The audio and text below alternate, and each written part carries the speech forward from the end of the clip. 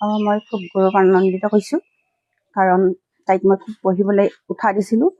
দেউতাকৰ খুব কষ্টকৈ পঢ়াইছে, গতিকে তুমি সদায় ভাল ৰিজাল্ট কৰাটো চিন্তা কৰা বুলি তাইক কৈছোঁ। গতিকে সেইমতে তাইক যি ফল দিয়ে তাত মই বহুত সুখী হৈছোঁ। এতিয়া আগৰ যিটো এডমিশ্যন আছে ক'ত দিম বুলি ভাবিছে আপোনালোকে?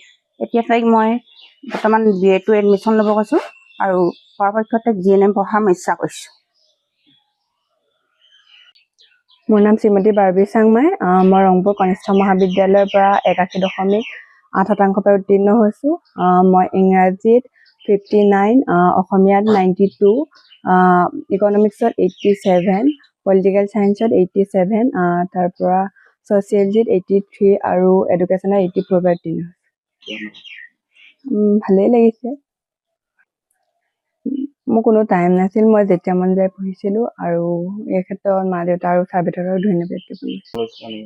মই কোনো টিউশ্যন লোৱা নাছিলোঁ। ইয়াৰ পাছত মই BA কৰিম ভাবিছোঁ।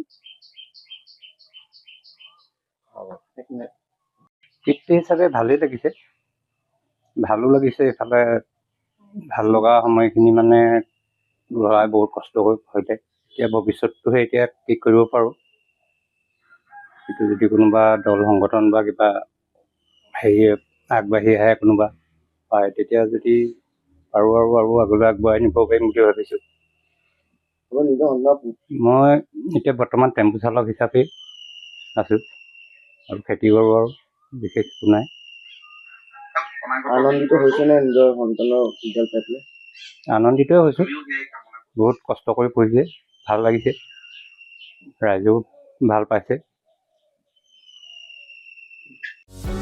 যিকোনো খবৰৰ বাবে যোগাযোগ কৰক আমাৰ এই নম্বৰত 9181 307 221।